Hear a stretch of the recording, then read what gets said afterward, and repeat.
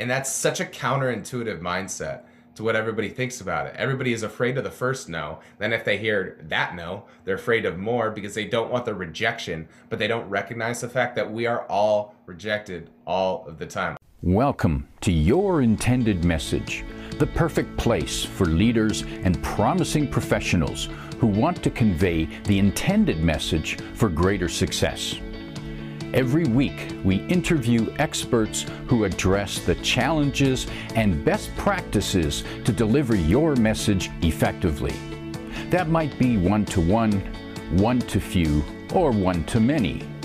And perhaps the most important conversation, one-to-self. I'm your host, George Torok. My guest today is Austin McCulloh. Here's 3 facts that I think you should know about Austin. 1, he was already a key advisor to a software as a service in the fintech space that was acquired in early 2021. 2, he has personally made over, wait for it, 16,000 prospecting contacts on LinkedIn, as well as helped clients make over 25,000 prospecting contacts.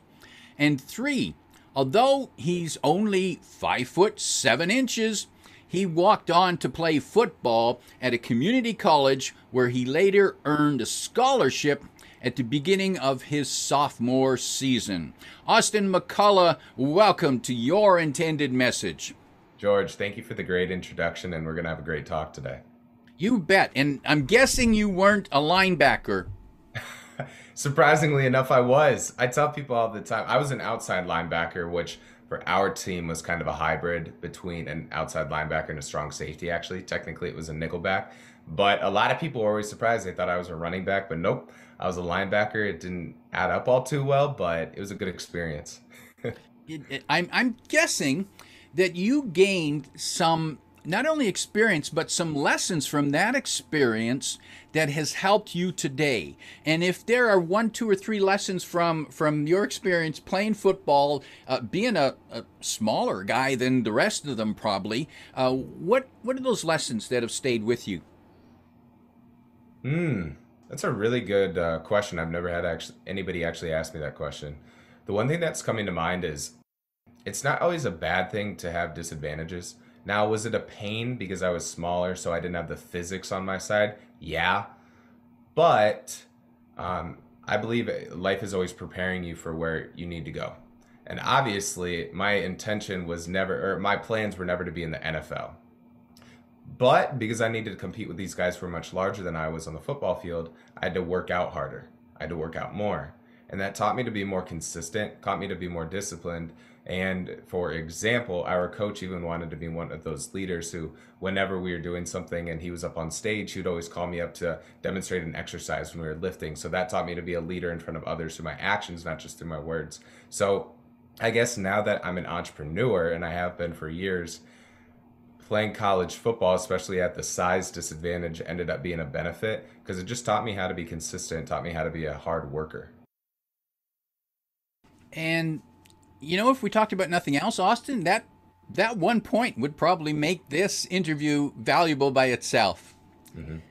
But we're here, and I'm thinking that, you know, so having a disadvantage is actually an advantage because you learn to get over the disadvantage. You learn to use it to your benefit, and that's probably the best lesson, especially when it comes to sales, because selling anything is tough. You've always got competition. Let's talk about the sales conversation. You help people improve and make their sales conversation more effective. Where does the conversation start? That's a great question, George. So I always like to say there are 4 steps, okay? And I'll go from the first to the 4th, top to bottom for anybody who's watching. The first point in sales is making the contact. The second stage, right below that, is the conversation, and that's what we're going to come back to. That's the answer to your question, George. The third one is you need to set up meetings, and obviously the 4th is closing business. Sorry, I kind of fumbling around. So to recap this, contact, conversation, meeting or meetings, and then new business, close business. So to answer your question, the most important one there is the conversation. Because in today's world, it's not that hard to make a contact, especially on social media, or you're reaching out to your family and friends. There are a lot of people to contact, okay? When you get a meeting set, it's not as tough to make a sale, because if you say the wrong word or there are objections, we all know that it's easier to handle those actually on the call. And then closing business. Have you ever heard sales is about opening? It's not about closing. You know what I'm talking about? Got it. Yeah. A lot of people always think it's about closing. So really the bread and butter out of those 4 steps is in the conversation piece. And of course, I'm more than happy to elaborate on that. Well, please do. Please elaborate. Please tell us. And I'm curious too about the conversation within one's own mind going into the conversation. 100%, 100%. I think a lot of this comes down to preparation, right? So even for example, with me, I have a morning routine. And I know a lot of people might be sitting there thinking, what does a morning routine have to do with closing new business? That doesn't make any sense, Austin, but it makes complete sense. So George, I'll ask you a question as part of my answer. Are you aware of and do you believe in the law of attraction? Yes and yes. Yes and yes. I believe that we all have an energy, and now I don't try to get too far out there because I'm not a scientist who can explain it, but I've just noticed it through firsthand experience. When I'm in a good energetic state, I get better results. When I'm in a bad energetic state, I push people away. I'm like a repellent. And you're nodding your head, so you're with me on this. When I have a morning routine, meditation, praying, drinking a glass of water, making my bed, and a few others, that gets me to be calm. It gets me to be present, allows me to focus on every single task at hand. And when I'm calm and present and focused, my energy is in a good place. So my conversion rates improve. Now, do I have this down to a science where I've been tracking it? No, but that's probably a project in the future. But that is something that I want to recommend to somebody right away. Now, of course, that leads down to a different path. Have some sort of morning routine so you know how to recenter and refocus yourself every single day, so that if you do have sales calls, you're being effective with them rather than just being reactive, because you want to be proactive, not reactive. And curious enough, Austin, I experienced something similar to that last week. I had some days where I wasn't so productive. And then one day, I just went ahead and started something that I'd been putting off. And what I noticed is once I started, which was the hardest thing to do, once I started, it was easier to keep it going. And then I noticed, hey, this is going along pretty good. I've got some momentum here. Mm-hmm. That's a really good point. But what I like there, you said something really key there. You just started. So a lot of the people, like, for example, if I'm talking to financial representatives, I'm not a fan of cold calls, but some of them still do it. If they have to make cold calls, they might look and say they have to do 100 for the day. Obviously, that number's arbitrary. Maybe 100, 150, maybe 50, who knows? But just start with the first one. Too many people get hung up on the bigger picture when you don't get there anyways. If you have a staircase, are you jumping up to step 15? No, right? You're starting with step 1, then you go step 2, maybe you go step 4, maybe you're feeling a little ambitious and you skip a couple, but your legs only stretch so far. Maybe you go 3, you jump a little bit, but the whole point is, if you take it one at a time, it's not as daunting. And honestly, a lot of the time it's that 0 to 1 where we're afraid to start. Once we do 1, we get in the groove a little bit. So I would just say, honestly, dumb it down and start with the basics. And I've heard it said that it's better to follow an imperfect system, and we're talking about systems here. It's better to follow an imperfect system than no system at all. Ooh, that's a really good point. This is something that I believe will resonate with some of the listeners. You have competition, right? Everybody has competition, whether we want to recognize it or not. If you're too worried about being perfect, which means you're not putting in the action, that means by default somebody is doing better than you are because they're not afraid to put in the action. They're making progress. They're contacting your prospects. Now, I'm not a fan of the lack mindset of saying, oh, well, they're getting the business, so I don't have any. No, that's not always the case. There's so much business to go around. But we don't want to be just purposefully pushing off business and not taking it on and just giving it to our competitors because we're afraid to actually put in the work and actually afraid to act. You see where I'm coming from, George? Yeah, what I'm hearing is that, and maybe this is part of your message, we need to get used to people saying no. That's a great point. That's a great point. I heard this one time about a year and a half, 2 years ago. And the speaker said, think about getting a no every 24 hours, every hour within a 24-hour day. And assume that you know you're going to receive 24 no's, right? 24 hours in a day. He says, if you know you're going to get 24 no's, and then the 25th hour you're going to get a yes, are you going to go through those no's as quickly as possible or as slowly as possible? Everybody goes, well, if you know you're going to get a yes and you're going to get results after the 24th no, you're just going to rush through those as quickly as possible. And that's such a counterintuitive mindset to what everybody thinks about it. Everybody is afraid of the first no. Then if they hear that no, they're afraid of more because they don't want the rejection, but they don't recognize the fact that we are all rejected all of the time. I tell clients, I still get people who have no shows. I get people who don't show up to meetings, and I've been on a lot of sales calls and I've closed a lot of clients, but I still have no shows. I still have people reschedule, and you just get to the point where you don't take it personally. And actually, can I add one more point onto this as well? Please do. Well, something actually I told one of my clients Tuesday. This is a really, really key point, so I hope everybody intently listens to this section. If you are taking no personally, that means you're not doing enough activity in the first place because you're paying too much attention to the people who are rejecting you, right? So for example, I do automated prospecting on LinkedIn. If somebody says no, that's fine. I move on to the next one because you build momentum over time. I have a ton of contacts in my CRM. I have clients. I have people I'm following up with. So as you build out your pipeline, you don't take the no's personally because you have so much other business to actually lean on. So really when we're taking no personally, it's because we know that we have nothing else to lean on. So we have that lack mindset that where's my next meal going to come from? Where's my next commission check going to come from? You see where I'm coming from, George?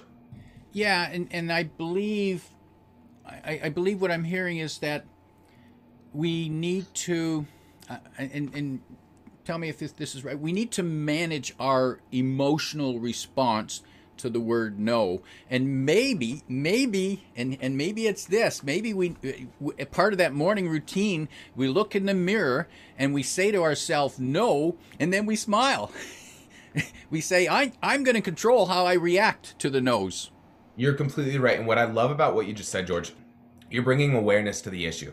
Okay. So actually, I'm about to release a video soon. And by the time this podcast is out, the video will probably have been released before the podcast. But a lot of people overlook how to change a habit. Okay. So this actually can go apply to any area of your life that you want to improve, literally. But we're going to apply it to hearing no. So a lot of people who are going to be listening have an iPhone. Even if you don't, you can use a different application, but I have an iPhone. It's called the Reminders app. It comes already pre-installed on your phone when you get it. I'm sure we've heard of, and George, I'll check with you. Have you heard of daily affirmations before? You bet. This is my little twist on daily affirmations. I like daily affirmations, but what I'm about to say is a little bit more effective. So rather than saying, I am successful in the mirror, which obviously that's not going to hurt you. That's not a bad thing. But I like taking something that you know you need to work on and focusing on it daily, okay? So in particular, if you're struggling with hearing no, this is just I'm thinking on the spot. You could go put a daily reminder that goes off daily, right? And we'll get into why that's beneficial. But you could go get a daily reminder that says something like, one no closer to success, or you will not receive no's forever, or receiving no's is a given, push forward anyways. The point here isn't the particular script. The point is for whoever the listener is, put something that resonates with you. So when you read it every day, you're critically thinking about it. What you're doing is you're retraining your brain, you're rewiring your brain through daily habit. You're correcting your daily habits through daily discipline, should I say, not daily habit. And like, you know, I'm sure we've heard this all before. A buddy sent it my way yesterday.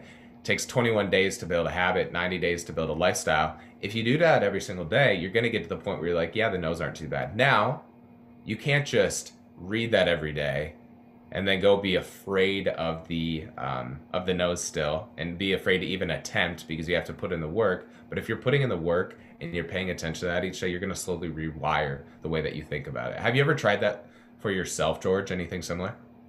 Yeah, definitely. And probably here's a physical example. One of my morning routines is I either run or I walk, and I've been doing this for decades. Mm-hmm. And if for some reason I'm not able to get out and run and walk, I feel lousy all day because Yes. I'm used to that. And what that does for me, one, it's exercise, and two, it's thinking time for me. Mm-hmm. And so now it's part of my routine. That's how I get ready for the day. And yes, so one of the things I do while I'm out there is I do utter affirmations. And if anybody saw me walking along talking to myself, I'm on my phone. Right. And I'm with you. And don't feel bad about talking to yourself. Any successful person I listen to, they always admit that. They'll joke about it because it does seem weird, but I don't know. It's like a way to vent to yourself too. Affirmations boost yourself up, a way to vent, which is good.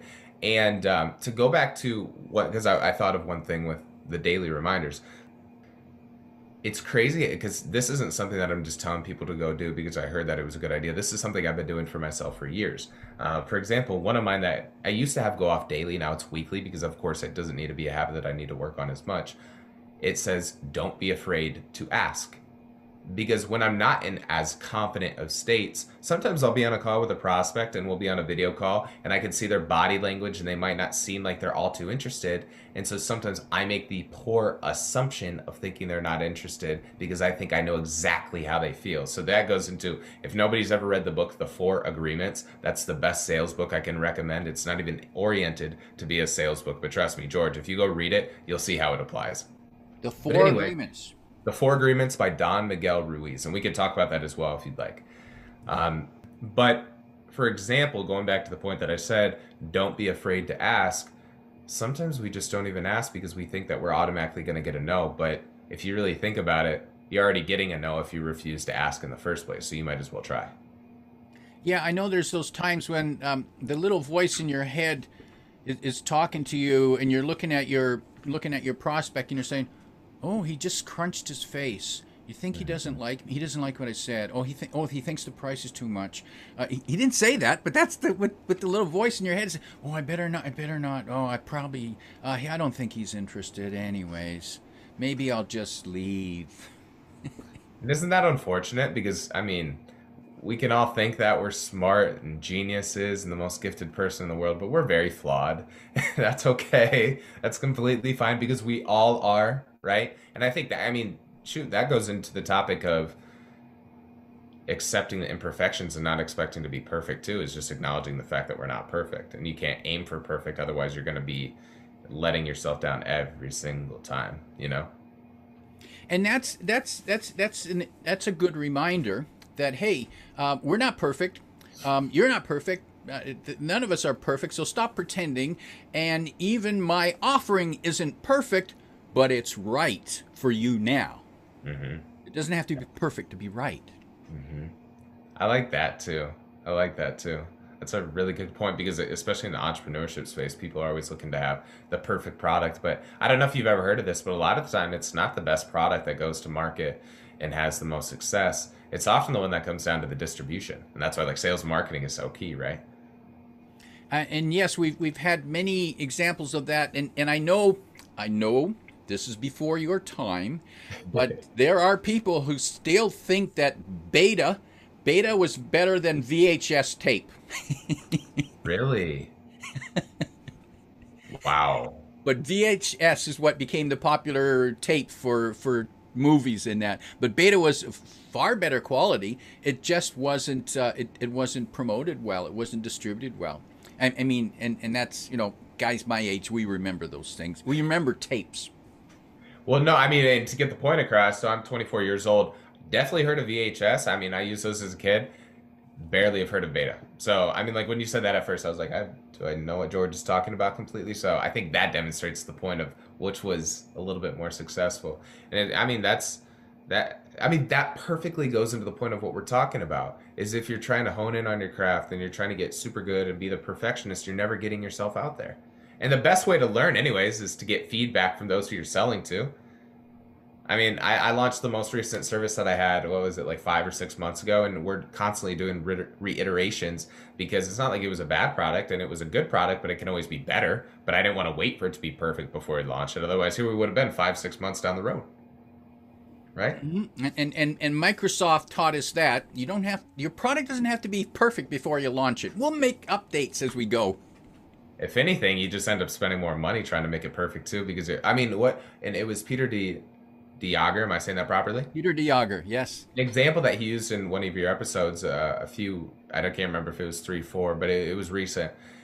He talked about how one company spent, what was it, $25 million on on a product that flopped, or on a project. So I can't remember exactly what he said, but that's a couple of dollars. And yeah, you could write off as a tax expense, but I'd prefer not to spend $25 million to have it not work out.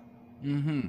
So let's return to the conversation with the sales product. Is there a process? And you talked about the importance of the opening versus the closing. So tell us more about that. Oh, yes. So 2 different questions. I'll address the first one. So in terms of the sales process, my business specifically, me and my account executive, we use a process called cold to sold. If everybody looks that up on Google, they could probably find the PDF. Let me actually look it up really quick, and I'll read it because I know not everybody's going to be watching. I want to see if you Google cold to sold. I want to see if it'll be there because I'm briefly going to go through the high-level steps of it.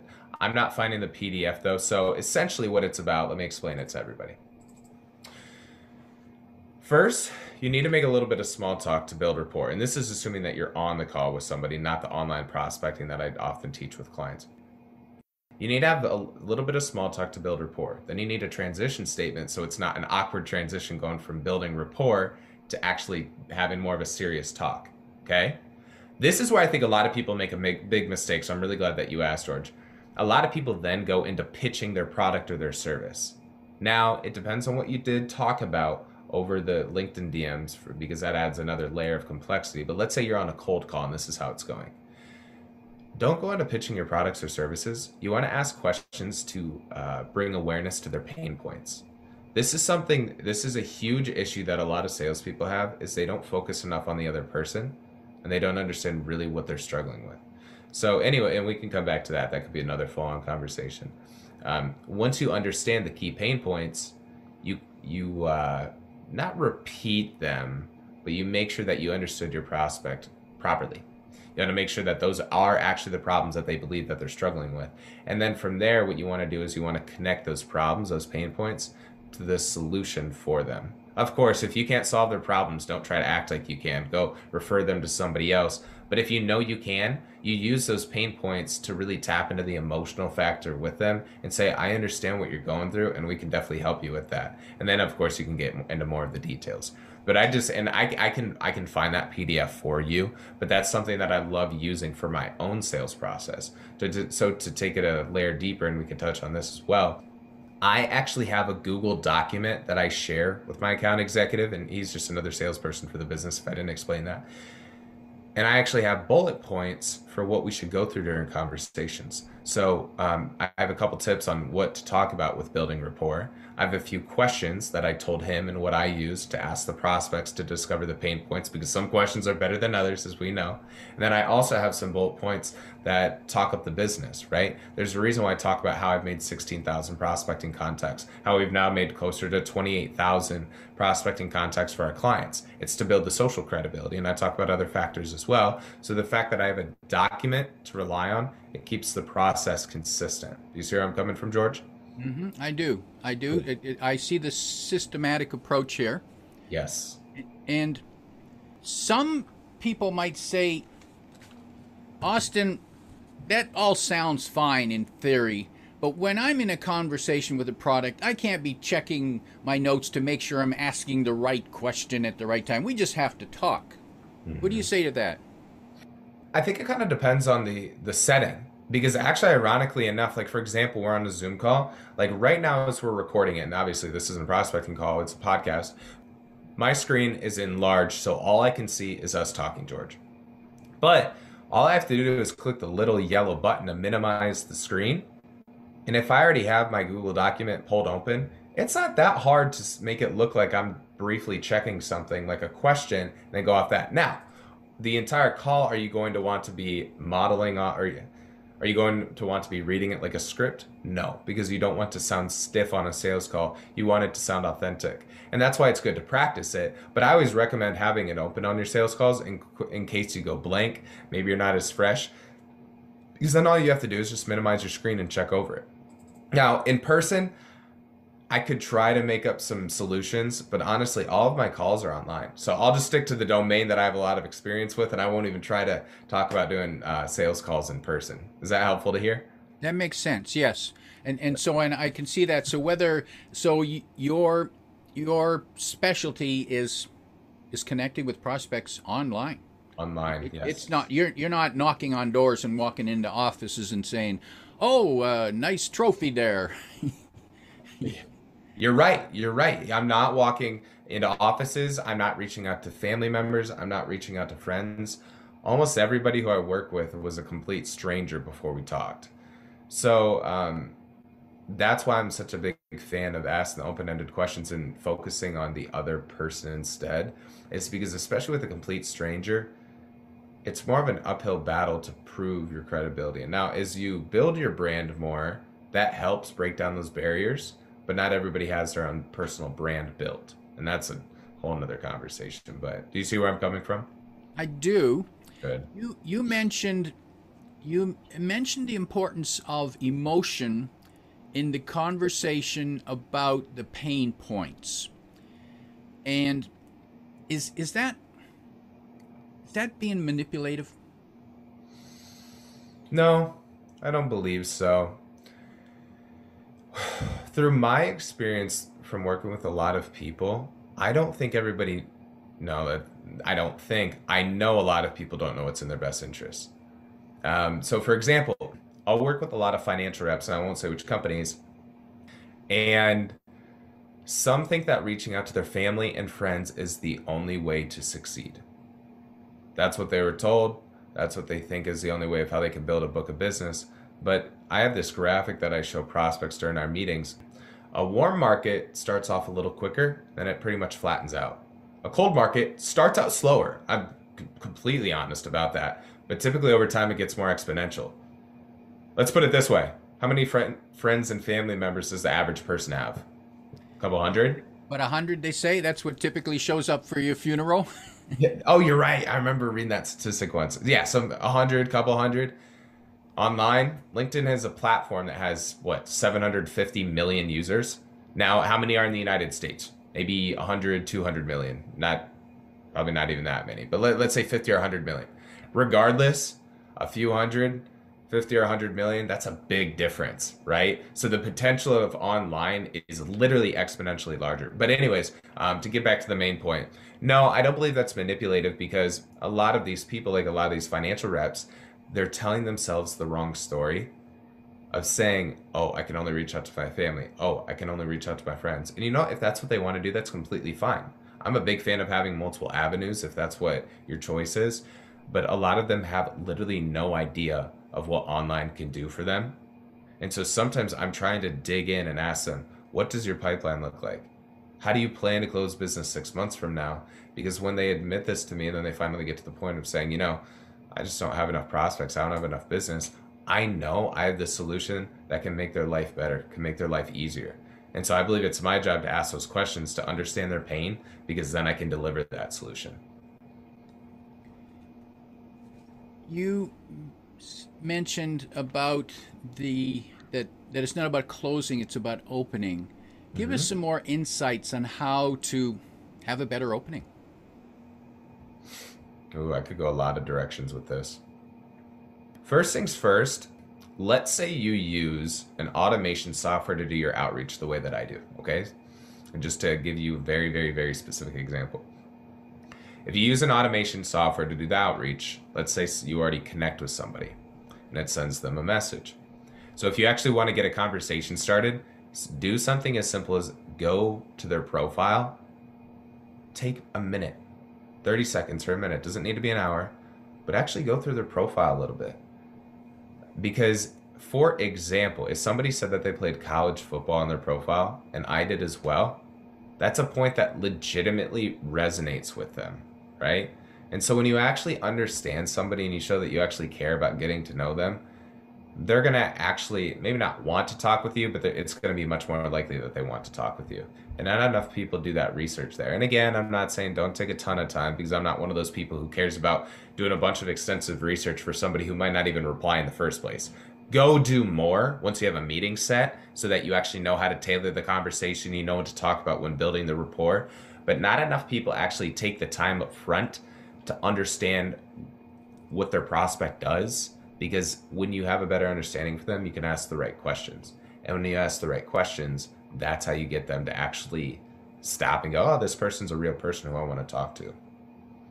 And I can see that from the receiving end. If I receive a message where someone has pointed out something we have in common, or at least recognize something about what I've done or do, then I see, well, okay, they did some research, so that's a good start. This isn't just a bot sending the same message to everyone. So that has a little bit more, that has a spark to it that, okay, I might be interested, I might be willing to let this conversation, versus if it's just cold, and I see that they obviously don't even know what I do, I'm thinking like, whoa, we're not even going to waste my time here. Not even going to reply and tell them to drop dead. I know, I did archived or deleted the message. It's funny because I used to be one of those people, out of respect, I would reply to everybody. I've gotten to the point where I'm like, you know what, this isn't even worth my time. You are not entitled for me to respond to, and I say that because I've had a lot of people not respond to me. I'm busy. Because I would rather spend my quality time with my customers, with the prospects who do care, rather than trying to change someone's opinion or even reach out to somebody who's trying to sell me, right? If I'm not interested. There was something else I was going to say though. Did you have another question to follow up on that though, George? No. Let's. Did you recall what you were going to say? If not, yep, it's coming back to me. So this is a key point that I wanted to touch on. In general, because this is an overarching theme that I wanted the listeners to hear. Way too many people in sales, if you're not having success the way that you believe you should be, of course there are many factors. There's what you're selling, there's what company you work for. But odds are, if you aren't closing as much as you want to be, you're too focused on yourself. And a lot of people don't get that. And I can say that because growing up, I was a very selfish person. And one of the biggest takeaways entrepreneurship has blessed me with is teaching me to think more about others and to be more particular, not just entrepreneurship, but sales. Because I remember, I can give you this is firsthand experience. When I first started my business, on almost every single call, when people asked me to tell them about myself, I would tell them my story. And to be completely honest, nobody cares about my story. You want the truth? Nobody cares about my story, because the truth of the matter, all of us, our number one priority is us. And that's perfectly fine, because the example I give all the time, if for any of the listeners, I pulled open a water glass that has water in it. If this is empty, I have nothing to pour. This is why I'm a big fan of the morning routine, is because you need to fill up your own glass before you can pour in others. But anyways, once you get yourself aside, obsess over the other person, right? Because when you're focused on the other person and what they're struggling with, then you can actually solve their problems. And there are too many people who, like I've seen that with clients in the past, they have their offer, they reach out to the person, they say, hey, I have this offer, this is for you. They know nothing about their prospect, right? And that is just a sure way for failure. So take that to model off of for something not to do. Value advice. They're too focused on self, and I can see that, and I believe I've been through that. Mm-hmm. I believe there's that point. Well, how do I look? How do I sound? Did I say the right thing? Did I say it in the right way? Who cares? Did I tell my story? Who cares? We don't care. And in fact, I suppose, and I think that is a silly statement too. Tell me about yourself, or I'll tell you about myself. We don't care. And too many, and you probably have seen this, where too many sales presentations start off, well, here's our story. Who cares? Nobody cares at all. It's funny that what that just made me think of, about a year and a half ago or so, I remember I was on a sales call with the guy who was trying to prospect me. We had talked on LinkedIn. We agreed to get on a call. He literally talked for the first anywhere between 13 to 15 minutes, didn't ask me a question. And I was, to be completely honest with you, I was kind of pissed off. I was not happy because it's just rude. It's annoying. I felt like I was wasting my time. And that is a great way to not get new business because he was too focused on himself.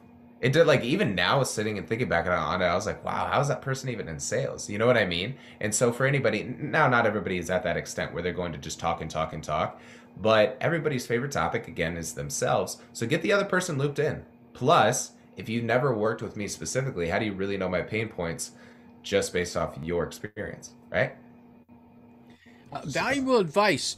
And Austin, for those who are interested to learn more about the programs that you provide, the place to find out is at your website, and that is austinmcculloh.com. You can find the link in below. You're going to add something? Actually, so that is our old website. I'm glad that you brought that up. So that was one that we used in the past. We keep it active to redirect some of the links, but I'm eventually going to take it down so there's no confusion. It's actually McCullohAdvising.com. So McCulloh advising.com. Yeah. McCullohAdvising.com. You can find that below. And if people want to spend a half an hour having a chat with you, they can click on your calendar and they can book that half hour, no obligation, and see if you can help them 100%. with their sales calls or sales prospecting. It's time to wrap up, Austin, and if you could offer 1, 2, or 3 pieces of advice, maybe it's something you've said already, to a sales leader at the beginning of their day to get their day off on the right foot for the conversations they're going to have today, what would be those 1, 2, or 3 pieces of advice? At the beginning of the day, know what your actual outcome is and write down 2 to 3 or 4 clear objectives, right? So for example, don't just if you have an intro call with somebody, don't just say, I'm going to complete the intro call. What is your objective of the intro call? Because when you're on the call, you know what you're going for, right? So for me, if I'm on an intro call, I'm never trying to go for the close. I'm not one of those people who tries to close right away. So I know for me, it's aim to set up a closing call, aim to set up a demo call, right? And I get clear on that. Something else that I do, and this is another thing that they could do, I track how many asks I make each day. Because if you can't improve something, you're not measuring, and I could do a better job of measuring it. But I would say those are a couple things. I mean, the main theme here is just make sure that you know what outcome you're going for, because you're going to make it much more likely to happen, because then you're keeping it front of mind rather than completely forgetting about it. Valuable tips, and that's a good one for me too. Track the ask. I better start doing that. Right. My guest today is Austin McCulloh, reminding you that you need to take the stairs one step at a time. If you like what you heard, remember to like, comment, and share this podcast. Come back every week for more practical insights to help you deliver your intended message. I'm your host, George Torok.